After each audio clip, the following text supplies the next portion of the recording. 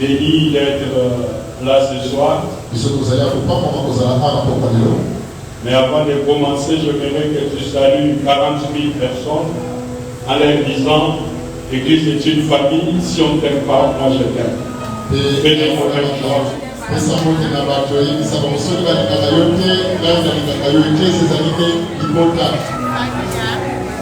Si on ne t'aime pas, moi je t'aime. L'Église est une famille. Si on ne t'aime pas, moi je t'aime. L'Église est une famille. Si on ne t'aime pas, moi je t'aime.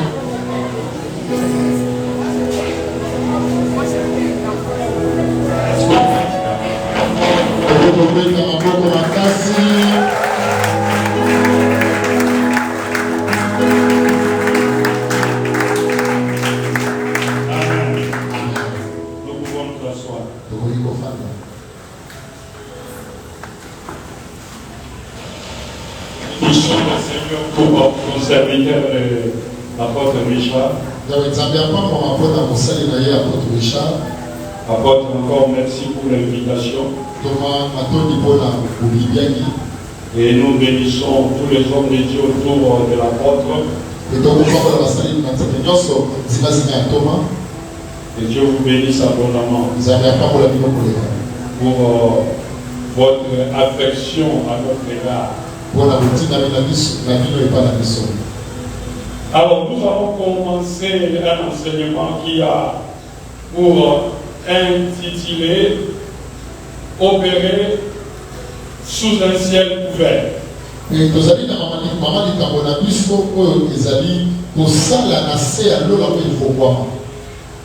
Lorsqu'on dit opérer, nous pouvons dire aussi vivre sous un ciel ouvert. Mais nous allons lire d'abord quelques portions des Écritures. Nous sommes dans Éphésiens chapitre 1, verset 3. Nous allons dans Éphésiens au nom de Jésus. Amen.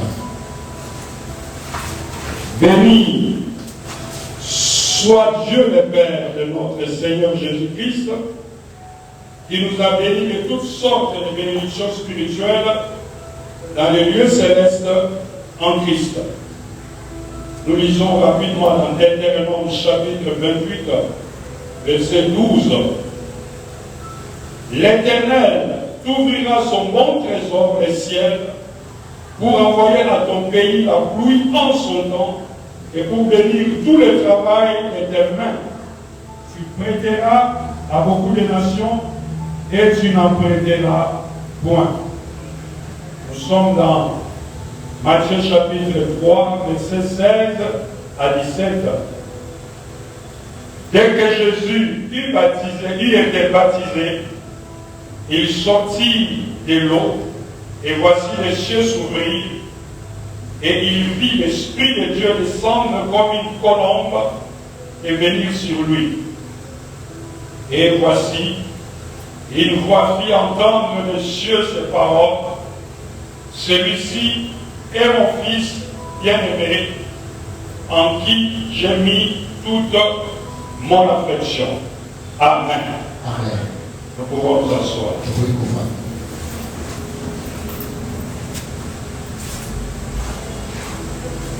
J'ose voir que c'est un thème qui va beaucoup nous bénir. Opérer sous un ciel ouvert.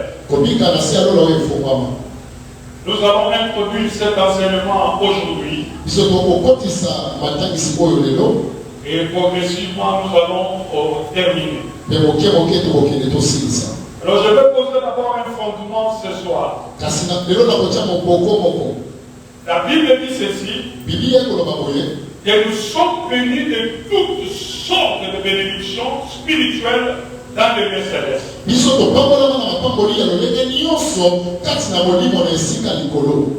Ici, je vais prendre l'auteur de ces épîtres aux mots.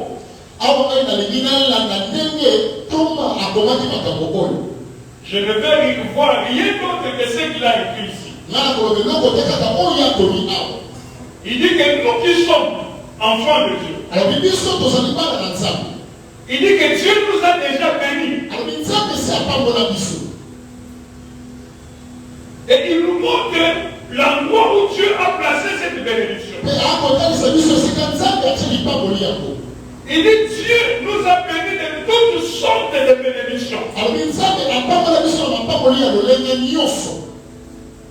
C'est-à-dire qu'il y a plusieurs sortes de bénédictions. Bénédiction de mariage, bénédiction financière, bénédiction de voyage, toutes sortes de bénédictions. Il dit que Dieu qui est notre Père, il nous a déjà bénis de toutes sortes de bénédictions. Mais il a placé ces bénédictions quelque part. Il dit qu'il a placé ça dans les lieux célestes. Ici, il faut comprendre que nous sommes bénis déjà.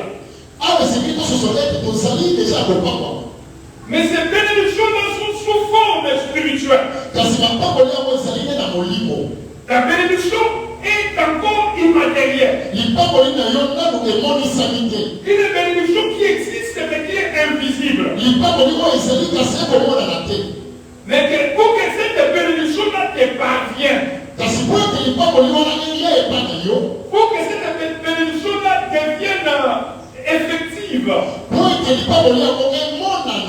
pour que cette bénédiction devienne palpable dans le monde, il faut que le ciel s'ouvre. C'est pourquoi dans plusieurs écritures, on parle d'un ciel qui est ouvert quand on parle d'un ciel qui est fermé. C'est-à-dire que pour qu'un enfant de Dieu expérimente un miracle, expérimente les bénédictions qui sont assignées à sa vie, il faut que le ciel s'ouvre.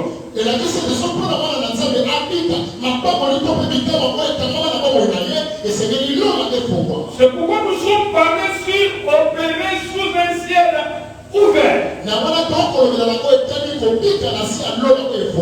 C'est-à-dire que vivre un ciel qui est d'une manière permanente ouvert afin que tu commences à expérimenter en tout moment tes bénédictions.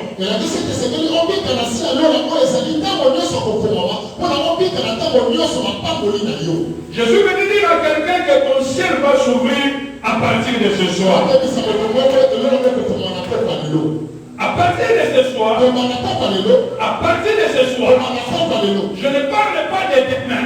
Je parle de ce soir déjà. Le ciel va s'ouvrir et ce qui était impossible dans ta vie va devenir possible. Même ce qui était difficile va devenir facile. Je sais de quoi je te parle. Parce que je parle d'une personne que je connais très bien. Il s'appelle Jésus-Christ de Nazareth. C'est lui qui est Dieu. D'éternité en éternité, il reste Dieu.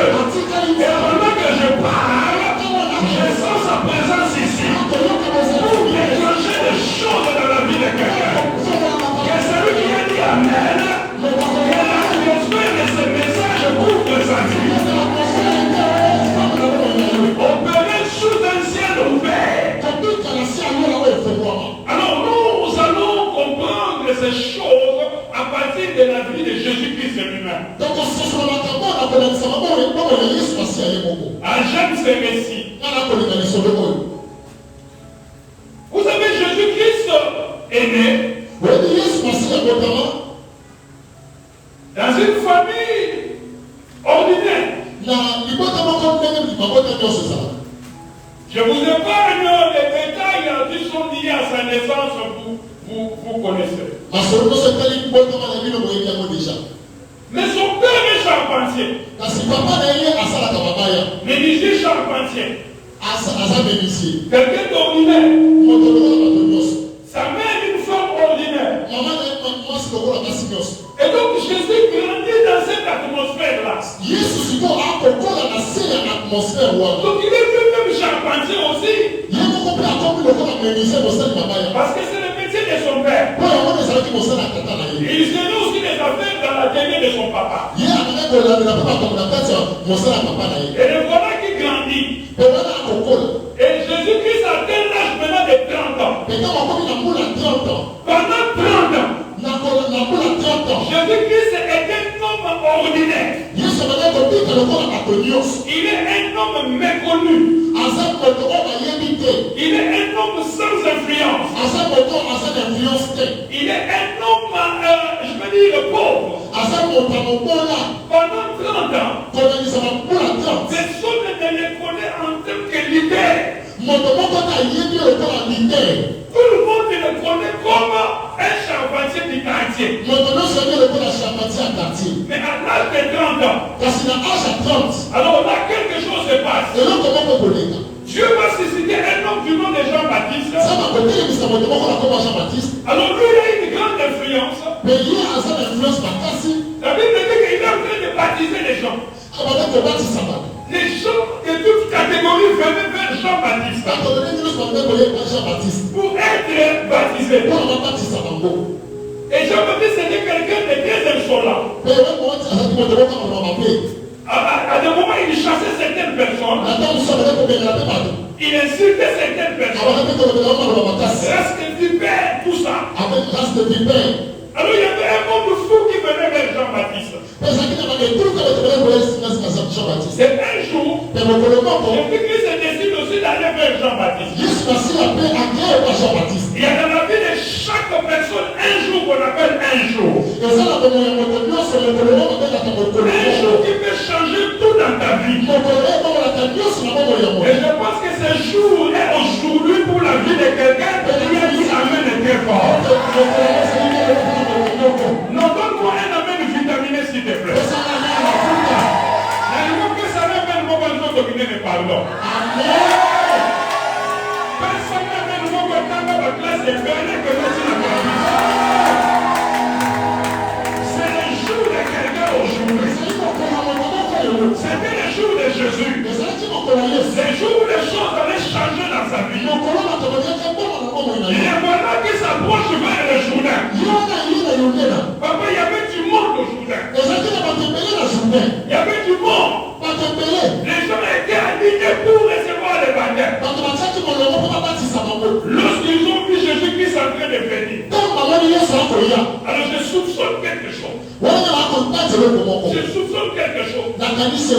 Il y avait au milieu de ces gens des gens qui avaient fait des commandes. Il y avait des meubles. Ils avaient commandé des meubles. Il y en avait, Jésus-Christ devait finir les charpentes de maison. Il n'avait pas encore fini. Des meubles qui n'étaient pas encore finis. Et ils ont vu les types en train de venir. C'est quelle distraction ça? Et les gens commençaient à dire, les charpentiers aussi, ils viennent chercher quoi ici? Et la charpente de ma maison, il va finir quand? Il va finir quand? Mais ce que les gens ne savaient pas, c'est que celui qu'ils appelaient charpentier, la suite de sa vie allait changer ce jour-là. Bien-aimé, je te parle aujourd'hui. Lorsque ton ciel s'ouvre, ton statut change. Voilà que quelqu'un qui était célibataire devient marié. Quelqu'un qui était chômeur trouve un emploi. Quelqu'un qui était pauvre devient riche. Je parle à quelqu'un ce soir. Ton statut va changer. Les gens te regarderont. Ils te traiteront tels qu'ils te connaissaient. Ne sachant pas que les choses ont changé. Quelque chose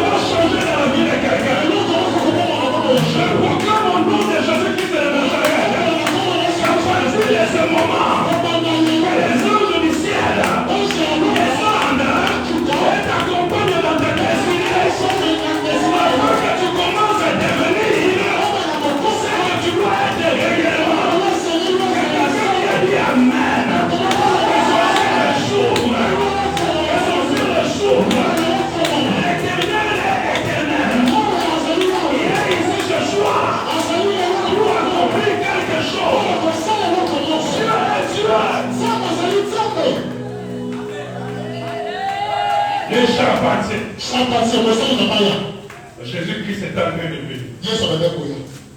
Et j'ai dit, il vient chercher quoi? Et ça va place nous au monde. Parce qu'on dit que Dieu pose à la loi. Parce qu'on dit que Dieu pose à la loi. Il est arrivé. Et c'est comme un compte à la loi pour compte à la. Et c'est comme un matin à la loi pour matin à la. Et c'est comme un compte à la loi pour s'aligner. Pour compte à la. Et on va essayer à la loi pour s'aligner. Pour s'aligner à la loi. Il est arrivé. Où il pense. C'est seulement heure. Ils peuvent voyager. Il regardera derrière. Dans l'avion. Il regardera derrière. Assis là derrière. Il va me demander qu'est-ce que toi tu fais ici. Moi aussi je pars à Dubaï. Moi aussi je pars à Turquie. Moi aussi je pars à l'Allemagne. Moi aussi je pars aux États-Unis.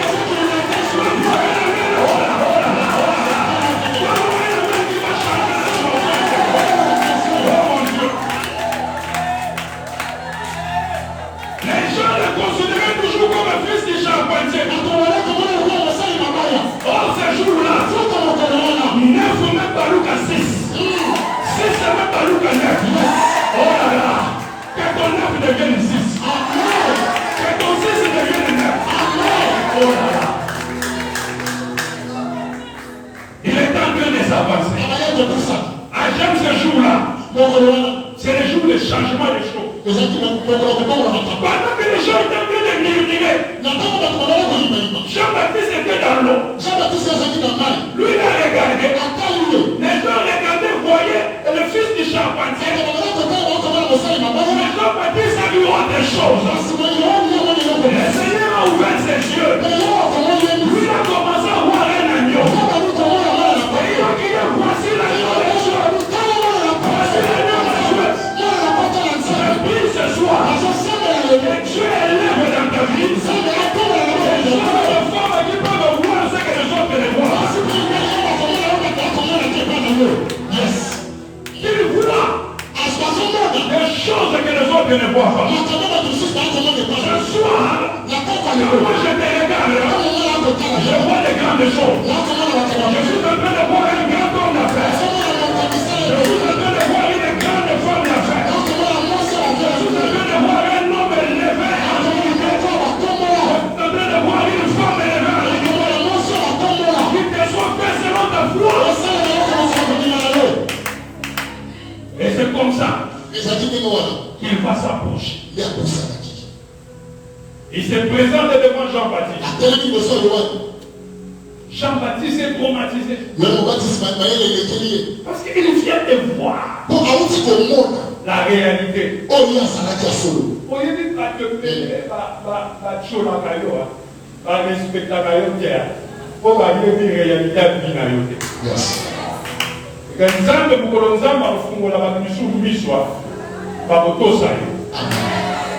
Les gens qui passent leur temps à intimider aujourd'hui, c'est parce qu'ils ne connaissent pas la réalité de la vie.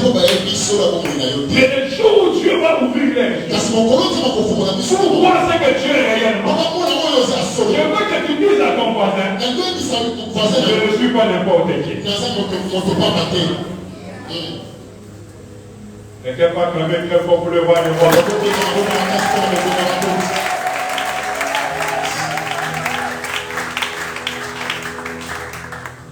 Jean-Baptiste, il dit, tu veux quoi? Il dit, il faut que tu me baptises aussi. Jean-Baptiste, nous, c'est pas possible. C'est pas possible. Non, la dimension que tu as. Tant que vous avez un respect dans la vie à vous. Vous avez un mouton, vous avez même Jean-Baptiste a beaucoup de l'eau sous soutien. Jean-Baptiste a peur de baptiser Jésus-Christ. J'aime Jésus, dit non. Laissons faire ce que Jésus. L'humilité. Et c'est la gloire. Amen. Il dit laissons faire ce que Jésus. Baptise-moi. La Bible dit ceci. on le baptise. Lorsqu'il sort de l'eau, alors quelque chose se passe. Le ciel va s'ouvrir. Le ciel va s'ouvrir. Et à partir de ce moment-là, la vie de Jésus-Christ change. Son statut change. Il n'est plus fils de charpentier. Mais il est appelé fils de Dieu. Alors que le ciel est en train de s'ouvrir, le roi va se faire entendre. Celui-ci est mon fils. Bien-aimé, en qui j'ai placé toute mon affection.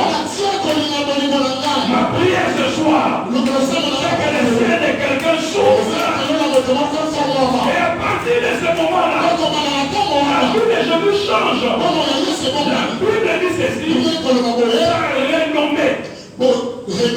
Sa renommée voilà quelqu'un qu'on ne connaissait pas. Qui devient leader. Les gens commencent à le suivre. Les gens commencent à l'appeler Rabbi. Les gens commencent à se prosterner. Les gens vont te suivre aussi. Même dans ta famille. L'éternel va te donner la prééminence. Il est devenu leader.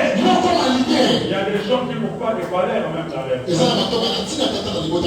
Mais Dieu peut changer les choses. Il peut changer les choses. Alors écoutez bien aimé là. Mon plus grand problème, c'est de comprendre comment finalement on peut expérimenter cela. Ouvrir les cieux. Le royaume de Dieu est un royaume de loi et de principes. Le royaume de Dieu n'est pas un royaume de slogans. Et l'église est devenue faible parce que l'église s'est assise sur des slogans.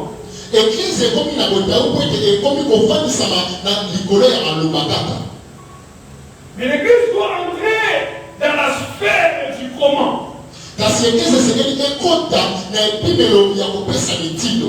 Lorsque mon ciel s'ouvre, ma vie change. Mais comment mon ciel peut s'ouvrir?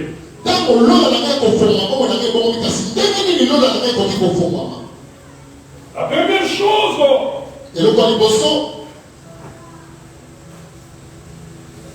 que je vais vous enseigner ce soir, c'est ce que j'appelle les rendez-vous divins. Répondre à un rendez-vous divin. Il y a déclenchement et il y a ouverture du ciel lorsque tu réponds à un rendez-vous divin. Écoutez bien les dans les Seigneur. Je vais t'expliquer quelque chose. La vie de Jésus change le jour où il se retrouve au Jourdain. C'était un rendez-vous. Depuis longtemps. 30 ans avant.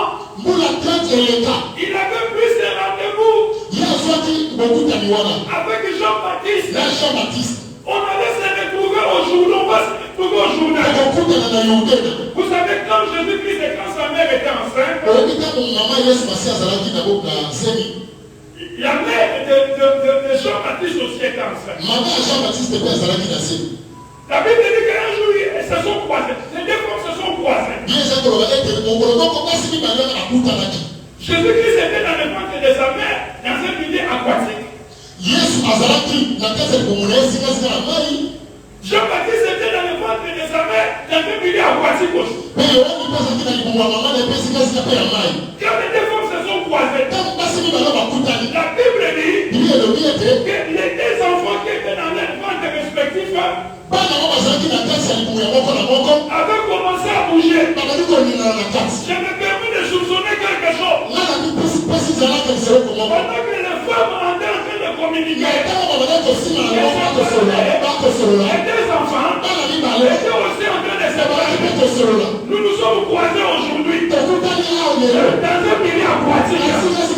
Nous allons nous retrouver au journée dans un milieu aquatique. Et ce jour-là, c'était dans un environnement aquatique. Et Jésus-Christ s'est pénétré. Et se sont retrouvés dans l'eau. Un rendez-vous divin. Écoutez bien le nom dans le Seigneur. Lorsqu'on parle d'un rendez-vous divin, le rendez-vous est caractérisé par un certain nombre de choses. La première chose, le rendez-vous est caractérisé par un lieu, un environnement.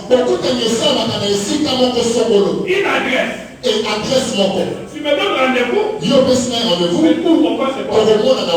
L'adresse. L'adresse. Il faut une adresse.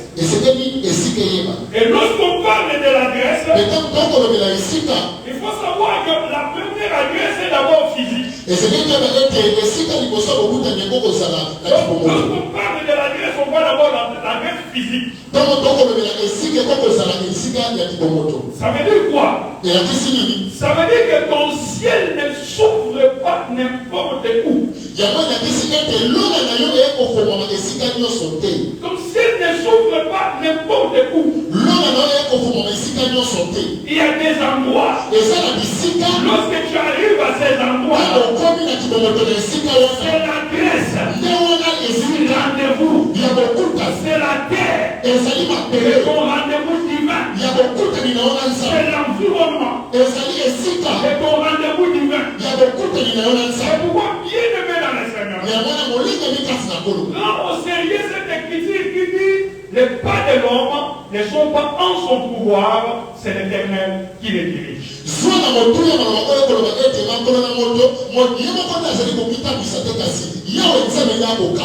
Il faut que chaque jour tu pries Dieu pour lui dire Seigneur, prends le contrôle de mes pas. Dirige-moi sur la terre. Et fais mon rendez-vous avec toi.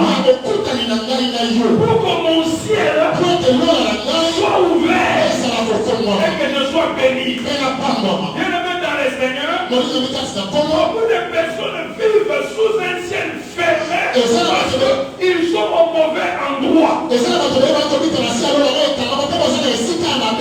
C'est pourquoi tu peux voir quelqu'un qui était ici, aller même en France, il souffre. Il va quitter là-bas. Il va aller en Angleterre. Il souffre. Il va quitter là-bas. Il va aller aux États-Unis. Il souffre. La question que je vais te poser, est-ce que je suis à l'endroit où Dieu m'attend pour ouvrir mon ciel? Partout où tu veux aller, il faut que tu demandes à Dieu.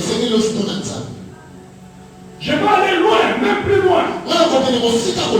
Même pour avoir une maison, même pour louer une maison, il faut que tu pries. Regarde, il y a des maisons, tu rentres là-bas, ton ciel est fermé.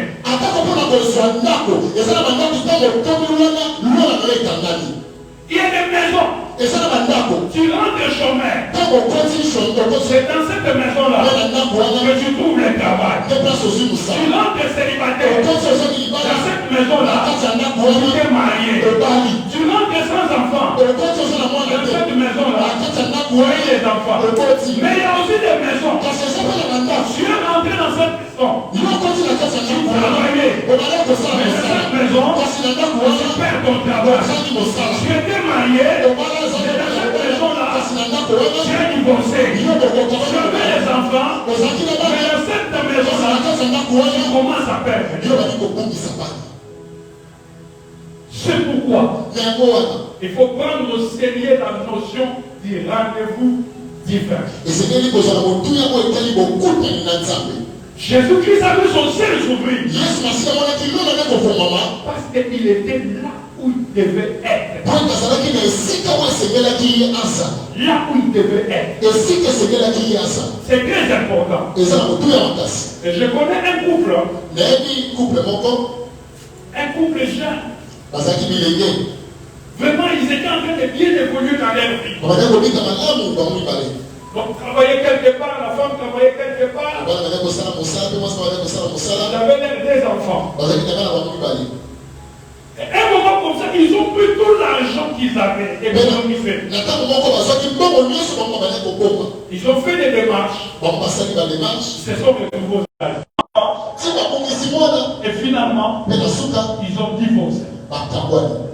Ils sont devenus malheureux.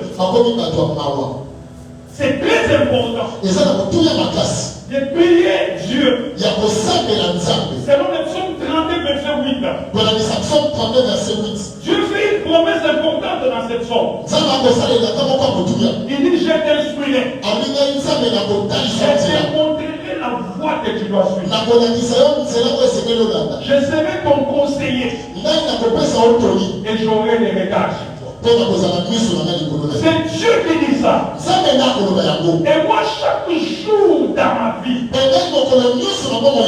je prie avec cette psaume. Quand je me réveille, je dis à Dieu, instruis-moi. Montre-moi la voie que je dois suivre. Sois mon conseiller. Et regarde sur moi. Et c'est très important. Alors, comprenez que s'il y a un environnement physique, un environnement géographique, il y a aussi un environnement professionnel.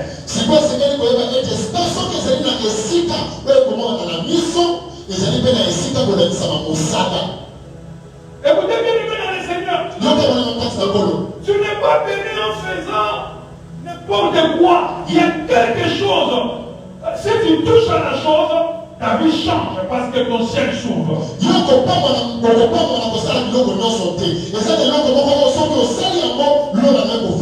C'est ce que j'appelle l'adresse professionnelle.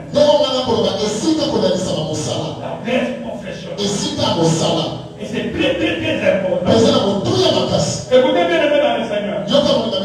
Le prophète Élisée était un agriculteur. Mais dans ce qu'il faisait, le ciel ne s'était pas ouvert. Mais le ciel s'ouvre lorsqu'il répond à l'appel de Dieu pour être prophète. Il y a des moments dans la vie de chacun de nous où Dieu va t'arracher de ce que tu fais. Dieu va t'arracher même de là où tu es, du travail que tu fais, pour t'établir ailleurs. Moi qui vous parle, devenir pasteur, ce n'a jamais été mon rêve quand je grandissais. Être pasteur, c'était la pire des choses qui puissent m'arriver. Pour moi, être pasteur, c'est être malheureux, médiocre.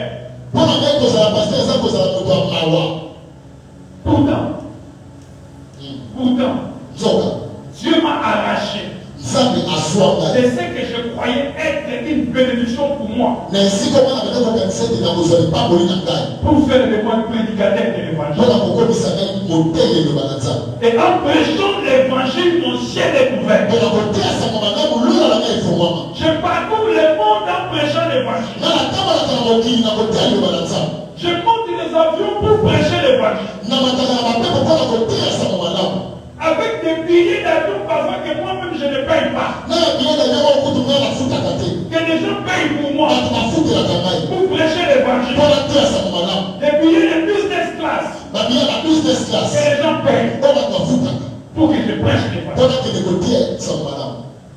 Mais si je m'étais accroché à ce que j'étais. Si je m'étais accroché à tous mes diplômes. Peut-être que je n'aurais pas ce que j'ai aujourd'hui. Il est important pour chaque enfant de Dieu de prier pour que Dieu le pousse à faire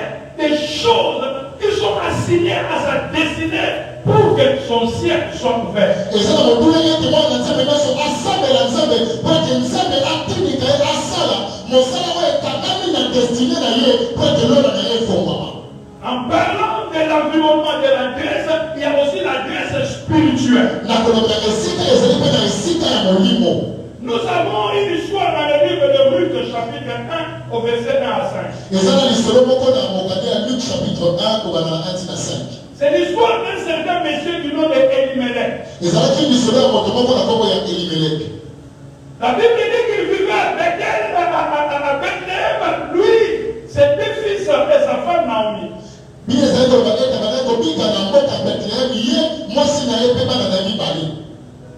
Bethléem qui signifie maison de pain. L'image de l'église. Mais à un moment donné, les pères avaient manqué à Bethléem. C'est comme ça qu'Elimelech décide de quitter Bethléem pour aller à Moab. Arrivé à Moab, quelques temps après, il est mort. Et ses deux fils aussi sont morts. Il faut que tu comprennes une chose. Il y a aussi une adresse spirituelle pour ta destinée. Et cette adresse, c'est ton église. C'est le lieu où ton ciel s'ouvre. Et il faut savoir que chaque enfant de Dieu a une église où Dieu l'a établi. Où Dieu l'a établi. Alors, quel que soit ce qui peut arriver, même si les pères arrivaient à manquer, c'est là l'endroit, le lieu de ta bénédiction, le lieu où ton ciel sera ouvert. Beaucoup de personnes sont passées à côté de leur destinée parce qu'ils n'ont pas compris que leur église était la grâce spirituelle pour l'ouverture du ciel dans leur destinée.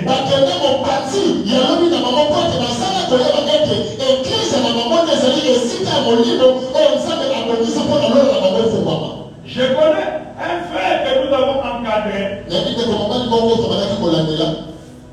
Ce frère-là n'était pas un prédicateur.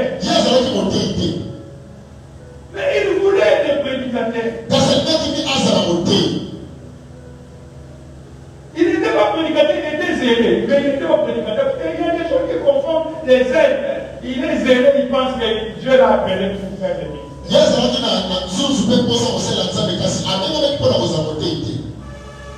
Je lui ai dit, papa,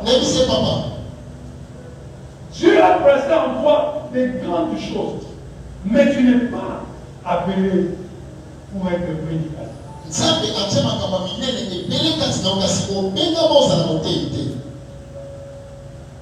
Non, comme il avait un peu de moyens, un jour un prédicateur est venu prêcher à l'église et qu'il a vu qu'il avait un peu de moyens, il a appelé à côté pour lui dire, tu as un ministère, tu as un ministère. Ce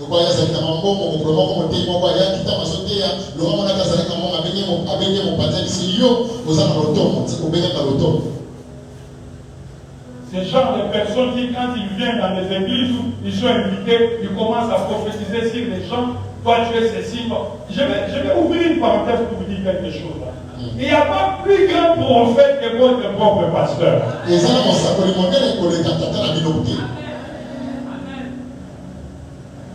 Je vous dis la vérité. Les royaumes de Dieu, des royaumes d'ordre. Tu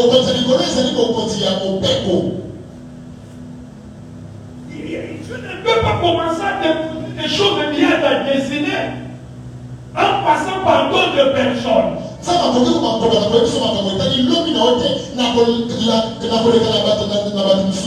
Tout ce que Dieu peut faire, c'est confirmer. Ce que ton père t'a déjà dit.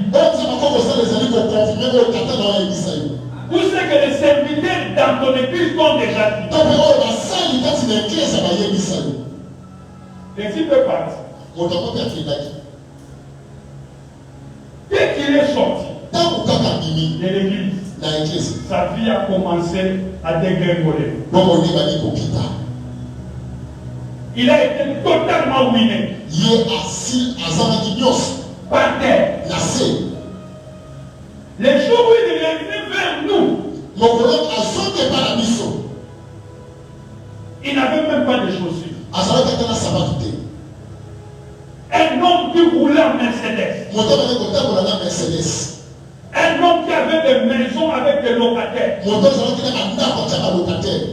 Les jours où il est revenu vers nous, mokolo azoke pa na biso. Il n'avait pas de chaussures. Ata sapato azalaki na bote. Il n'avait pas de femme. Azalaki pe na mwasi te. Parce que tout simplement, les gens ne comprennent pas le mystère qui est lié à l'église.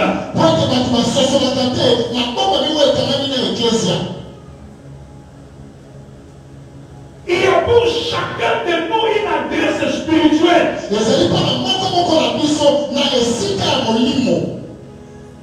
Si tu es placé ici, c'est ici que tu seras petit.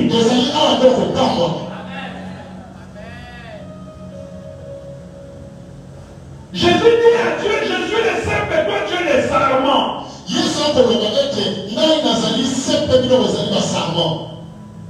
Vous êtes les simples et l'église est le sarment. Écoutez, je vais te dire quelque chose. JC, c'est ton sarment. Tu es le simple. Tu te détaches de Gisèle, tu vas manquer la sève. On ne peut pas aller te greffer s'il est notre arbre. Il y a des greffages qui sont impossibles. Je ne sais pas s'il y a des agronomes ici. Il y a des greffages qui sont impossibles. Et lorsque seulement Elimelech s'est détaché de Bethléem pour aller à Moab, ça semblait marcher un peu. Parce que ses enfants se sont mariés. Ils ont commencé via Moab. Mais après, il y a eu la destruction. La mort est entrée. Jusqu'au point où Naomi était obligée de retourner à Bethléem. Pour que sa vie prenne une autre dimension. Pour que sa vie soit relevée. Écoutez bien, aimé dans le Seigneur. Il y a une adresse spirituelle à laquelle tu appartiens. Où tu dois attendre ta bénédiction. Où tu dois attendre que le ciel s'ouvre. C'est pourquoi Habakkuk te dit, j'étais à mon poste et j'attendais. Ton église se repose là où tu dois être pour attendre que le ciel s'ouvre. Le temps va arriver. Le temps va arriver où Dieu va vous visiter dans cette même église, dans ce même lieu. Dieu va vous visiter. Le ciel va s'ouvrir et vous verrez la gloire de l'Éternel. Je prophétise à quelqu'un ce soir. Le temps de ta visitation a sonné. Avec le jeu de mon esprit, je suis en train de voir une nouvelle génération. Des jeunes gens, des jeunes filles. Dieu va élever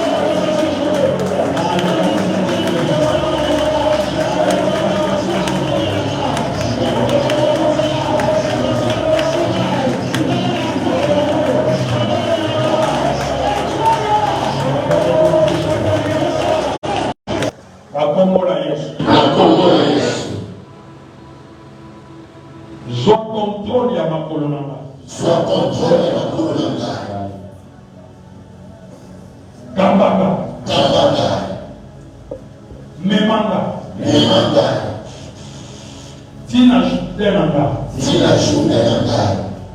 Esikawa. Lone kofuma melanga. Tata. Salangangolu.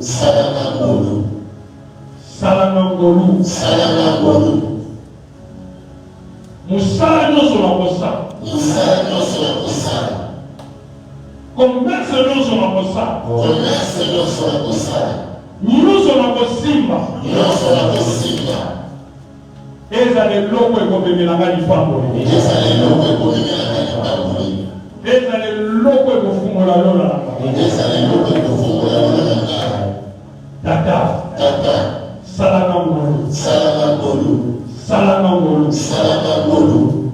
Nasela yo. Na poste. Na kombo na Yesu. Je crois que le temps a sonné pour la révélation de la gloire de Dieu dans ma vie. Dans le nom de Jésus. Comme pour le roi, acclame très fort. Acclame très fort pour le roi. Amen. Mon tout le monde se reçoit, mon frère.